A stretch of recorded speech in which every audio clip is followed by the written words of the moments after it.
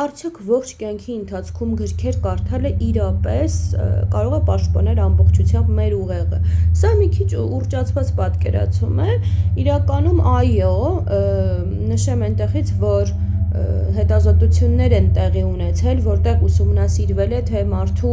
որոշակի հիվանդությունների ռիսկը կարող է իջնել, օրինակ, եթե մարդը մշտապես ճանաչողական գործընթացներով է, այսինքն կարդում է, իր մտածողությունը զարգացնում է, նրա մոտ կարող են նվազել դեմենցիայի,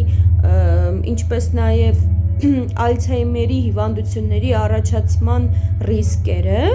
սակայն պետք է նշել, որ եթե մարդը ունի լուրջ հոգեկան խանգարումներ, օրինակ շիզոհուզական խանգարում, շիզոֆրենիա կամ այլ գենետիկական նախատրամադրվածություններ, գլխուղեղի վնասվածքներ, նմանատիպ բաներ, ապա ճանաչողական գործընթացները կարող են պարզապես լավացնել կյանքի որակը, սակայն ամբողջապես չեն կարող այս հիվանդությունները վերացնել կամ կանխարգելել։ Ինչն է ամենակարևորը, ուրեմն կոգնիտիվ պաշարներ են սրանք, հա, այսինքն դրական կողմից ինչու համար է լավ անդադ ինֆորմացիա, դրական ինֆորմացիա վերցնելը, որովհետև մեր ուղեղի նեյրոնների միջև նոր կապեր են ստեղծվում եւ դժվարությունների ժամանակ ուղեղը ունենում է շատ այլընտրանքներ, այսինքն շատ ինֆորմացիան օգնում է